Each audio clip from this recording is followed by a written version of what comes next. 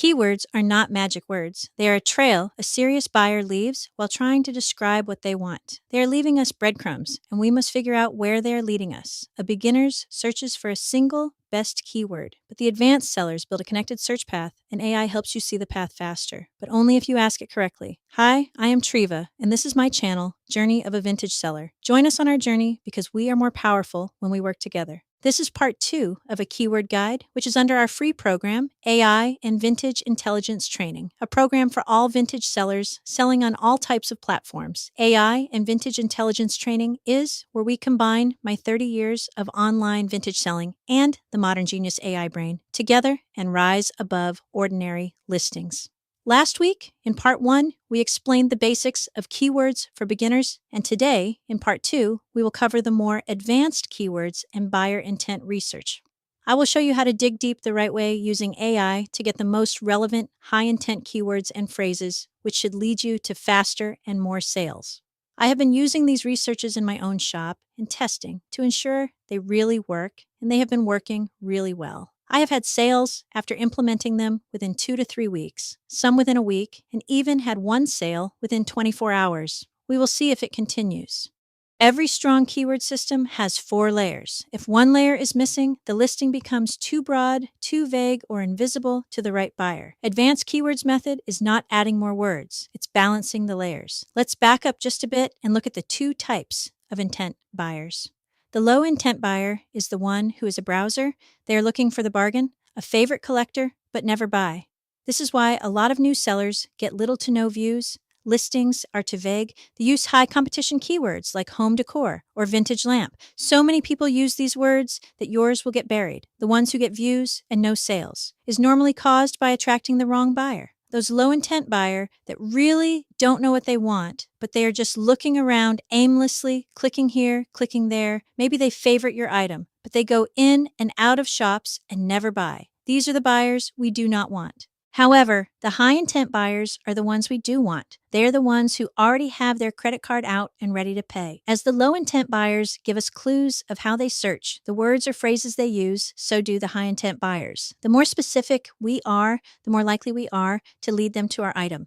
We don't stuff more words, but we provide a clearer picture using the correct phrases. I have organized a 10-step process to help you have a clear understanding and an easy plan to follow to ensure you get the maximum benefits to find the right buyers. Yes, it will be more work, but genuine success requires time and effort. And since we have an AI assistant, it does make things easier. Step 1, finding the clues. So, how do we find the right keywords and buyer phrases? We do not guess. We gather them from the places where real buyers are already leaving clues. Think of yourself as a keyword detective. Your job is to pay attention to the exact words buyers use when they search, ask questions, describe products, and make purchasing decisions. You can find those clues in places like search bar, autocomplete, your own customer reviews, competitor titles and descriptions, Pinterest search suggestions, Google autocomplete, questions buyers send through messages, AI assistant prompt. The goal is to think like your target buyer. Where would that person search? What would they type? What questions would they ask? But while you're looking for high-intent buyer clues, you also need to recognize the language used by low-intent buyers. Low-intent searches often include broad or generic words combined with phrases such as cheap, bargain, ideas, inspiration, or DIY. These shoppers may not mention the material, era, style, room, or specific type of item. They may simply be browsing, gathering ideas, or looking for the lowest price. Finding the right buyer language also helps us screen out mismatched traffic. For example, suppose I am selling a pair of vintage black wrought iron wall-mounted candle sconces. It may be tempting to add phrases such as wall light or wall lamp because they receive searches, but those phrases can send the wrong signal. A buyer searching for a wall light or wall lamp is usually looking for an electric fixture. They may click on my listing, realize it holds candles instead of light bulbs, and immediately leave. That click may give me traffic, but it is the wrong traffic. So, how do we find the clues? We research by using the search engines available to us where our buyers may go, and we will use our AI assistant to help in the research by providing specific prompts. Step 2, layers. Layer 1, it is the object. what your item actually is. This is where you should always start when you begin researching your keyword system. Object type could be a hat or a toy car or a lamp. One word, very basic, broad. Then you add the material. A wool hat, a tin car, a brass lamp. It has a little more details, but still broad, but does narrow the search down. Next, add the form. A wide brim wool hat, hollowed stamped tin toy car, a trophy style brass lamp. And lastly, the quantity. Single wool hat, a set of hollow stamped tin toy cars, a pair of matching trophy style brass lamps. These are the plain words. Nothing fancy, but it tells the buyer and the algorithm what the item is. It is the core or the anchor used for the search to be placed in front of the right buyer. Layer 2, style. The style language helps the right buyer feel seen. There are many styles that one item may fit under, and our keyword system research will help us determine which styles to use and where to place them. Layer 3, use and room. The buyer is solving a problem or finding a solution to complete a project. For example, they moved into a new house and need a mirror for their entryway, or they rearranged their living room and now they have an empty spot on their dresser and would like a pair of small lamps. The use is the spot or area, like a wall, mantle, or table. The room could be the dining, hallway, bathroom. Layer 4, buyer intent. So to ensure that we elevate our listing to dive deep into the buyer pool and give ourselves the best possible key to our keyword success is to find who our exact buyer is. Just hang on a little longer. We are almost done and you will see the big picture. Who is the right buyer for your item? There are so many intent buyers out in the internet world, and we need to make sure to target ours. Every buyer has a different language. A collector may call a vase a vessel. The florist may say flower holder. All of these are intent buyers, but we must speak their language so they can find us. Step 3, your buyer. There are many factors to consider. What type of items do you sell? What type of buyers buy them? Your items may have multiple types of buyers, but who is your most profitable ones? You can target several, but they need to overlap each other, or this could lower your search visibility. On the slide, you can see some different types. Do you see your buyers?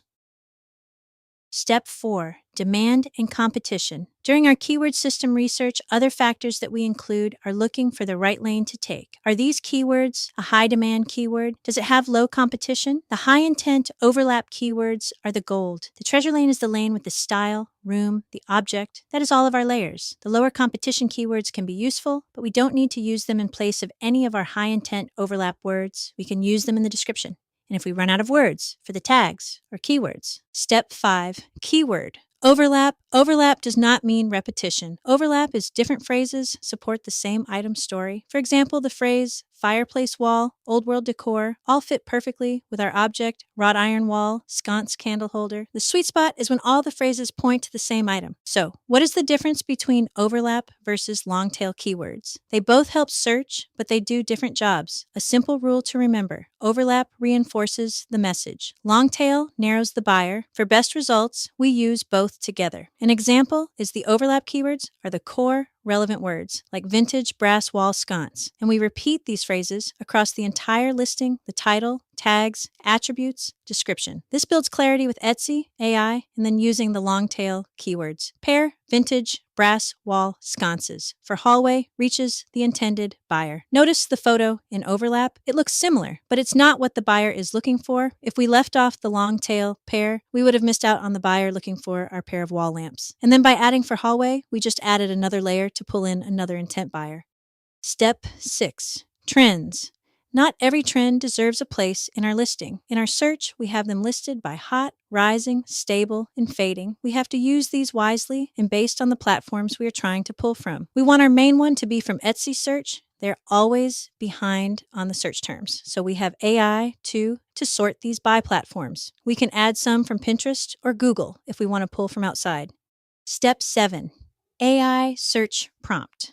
I have a prompt that I created for my subscribers and will let you know in the description how to download. On the prompt, it will give you a list of what to enter for AI to know how to search your item. The more details you give, the better the outcome, and you need to upload a clear, full photo. A pro tip that I do on every search, I run it through several different AIs. Normally, I will use Chat, Claude, Google, and it gives me a good idea if they are giving me solid information. My Chat and Claude have been programmed to know me and what I sell, but Google has not. Step 8, platform lens. One keyword can act differently on each platform. The same phrase may be hot on Etsy, visual on Pinterest, broad on Google, and AI already has it as relevant content. Here is a sample search I did using my prompt for search, Just Trends. I used the same one on all three and was given different content. Gemini doesn't have a complete memory of me, but Chat and Claude do. Gemini was very basic, and overall, I recognize that it appears to be correct with a few I am not quite sure of. Chat, however, did a very nice job giving me an organized list and stating the best placement for the phrases. Chat also gave me the numbers, and this is still Chat, showing me the rising trends, stable ones, and the fading.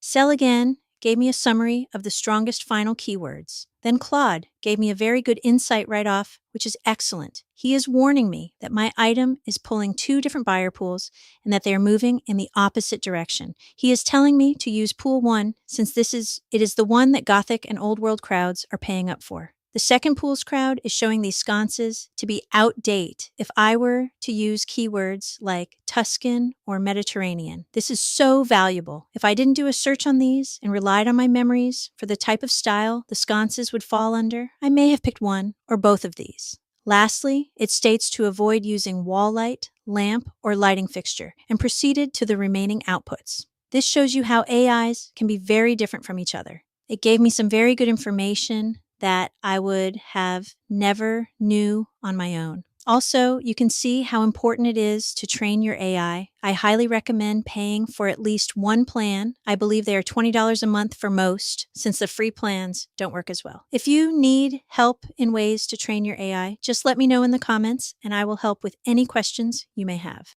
Step 9. Keyword baskets. Build your baskets before choosing final keywords. A strong listing does not use every basket equally. It chooses the best basket for that item. Finally, Step 10. Applying keywords. Do not pour the research into the title. Use the research in different places: title, tags, description, alt text, etc. Your research should guide you enough that you should feel confident that you are choosing the correct keywords and phrases and where to place them. The first set you chose doesn't have to be permanent. Test it. If you are not seeing at least 5 or 6 views within a week, then likely something is not quite right. As always, reach out if you need me to look at your listing or answer any questions.